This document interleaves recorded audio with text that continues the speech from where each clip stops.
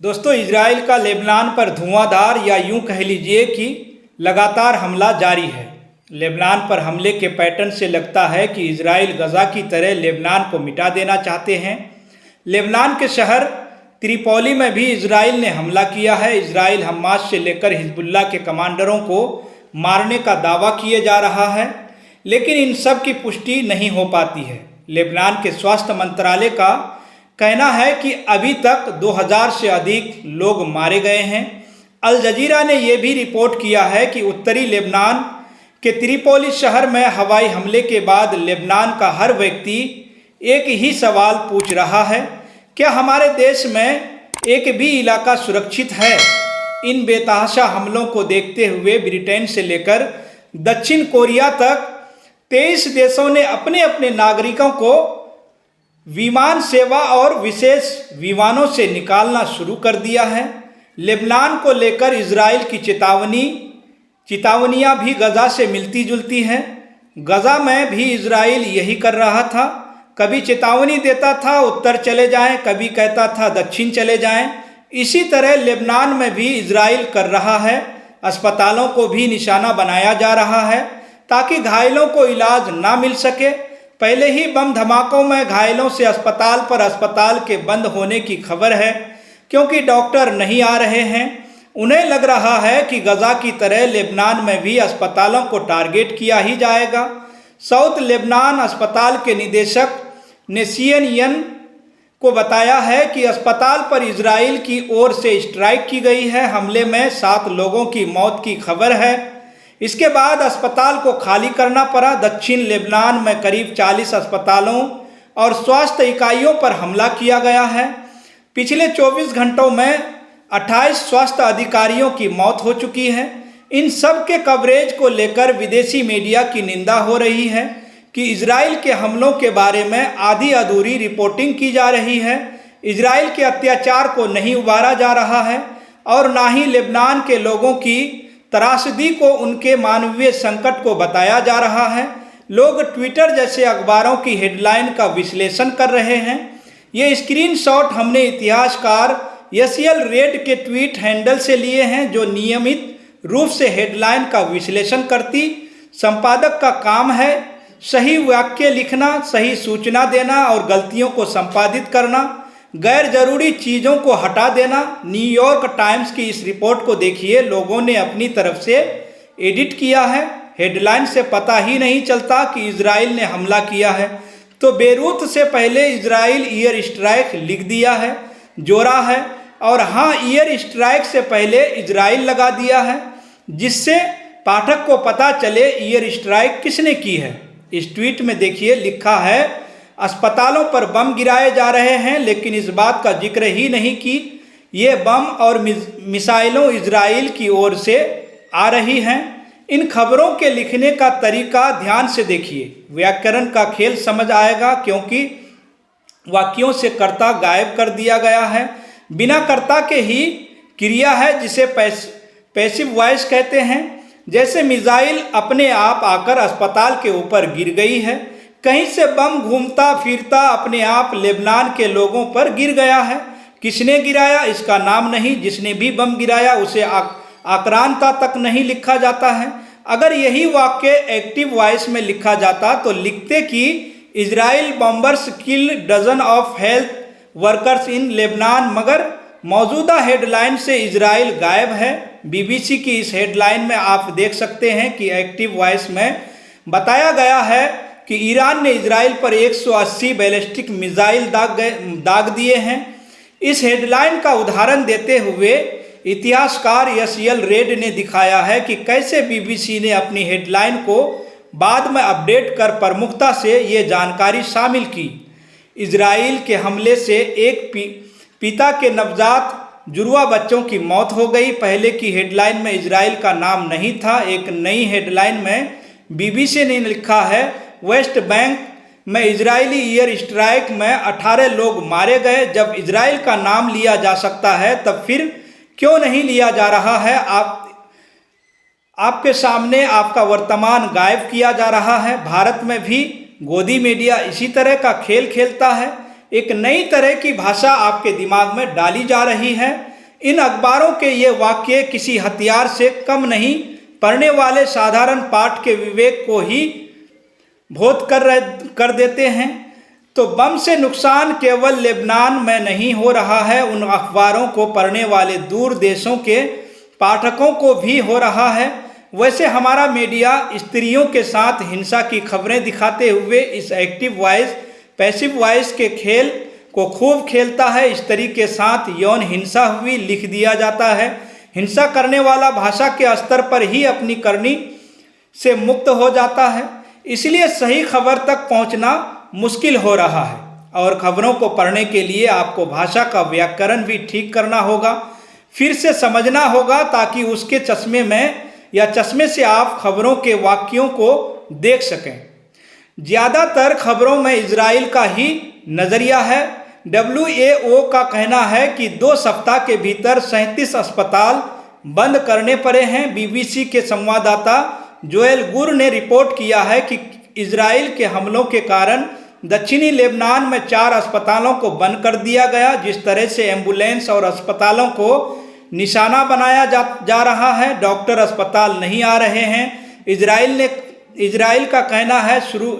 ने कहना शुरू कर दिया है।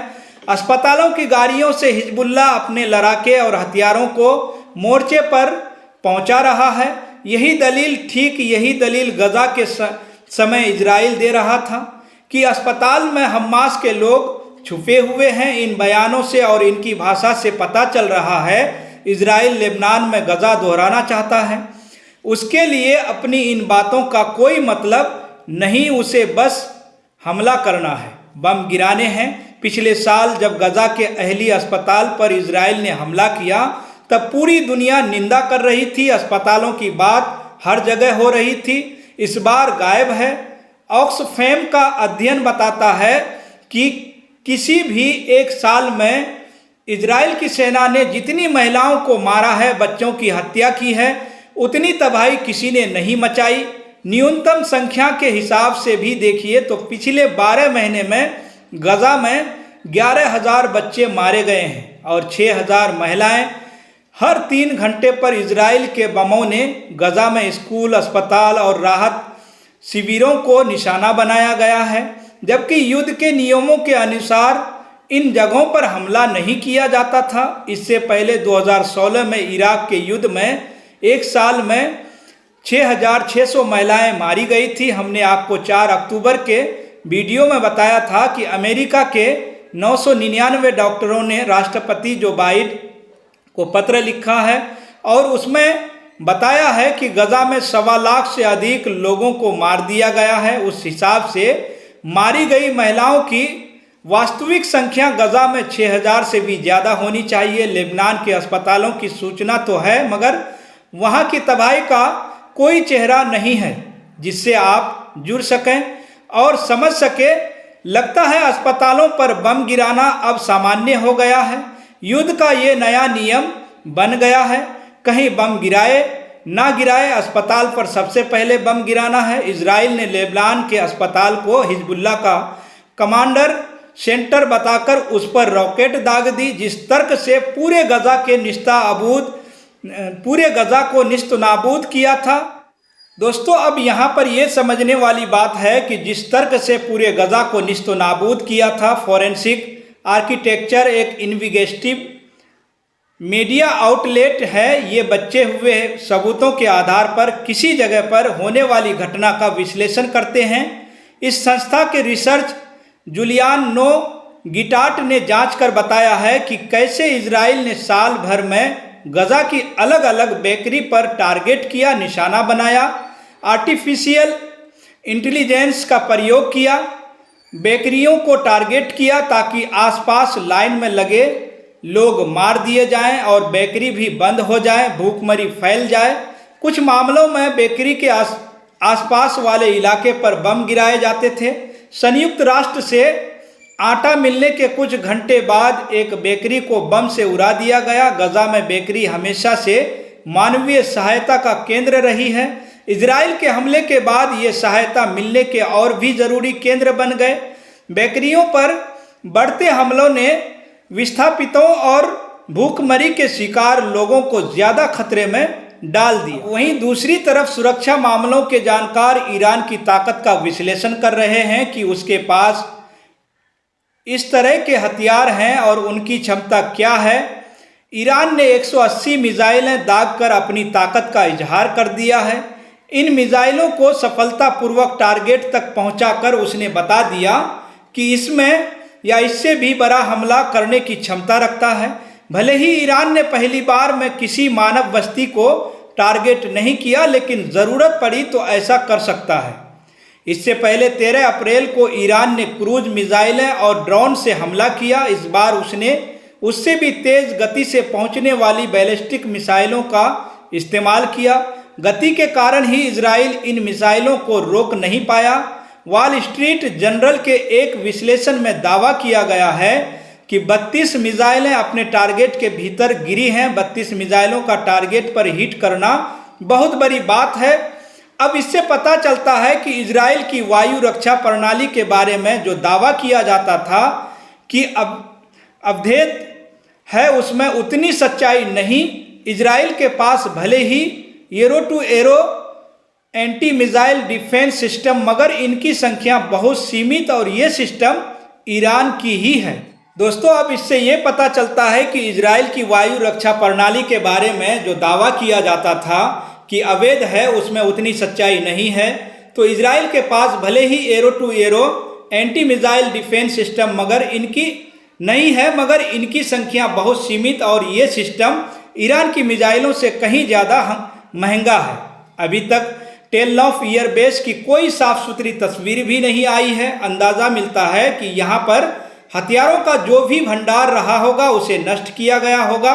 ईरान की मिसाइलों को 550 मील की दूरी तय करनी पड़ी। इतनी दूरी से मिले मिसाइलें दागी जाए तो निशाना चूक सकता है। ईरान ने ऐसा नहीं होने दिया। दुनिया के बड़े बड़े देश इजराइल के साथ मजबूती से खड़े हैं। यूरोपियन संघ में जी से यानी Canada, France, Germany, Italy, Japan, Britain और अमेरिका ने ईरान की निंदा की है, कहा है वह इजराइल के साथ है।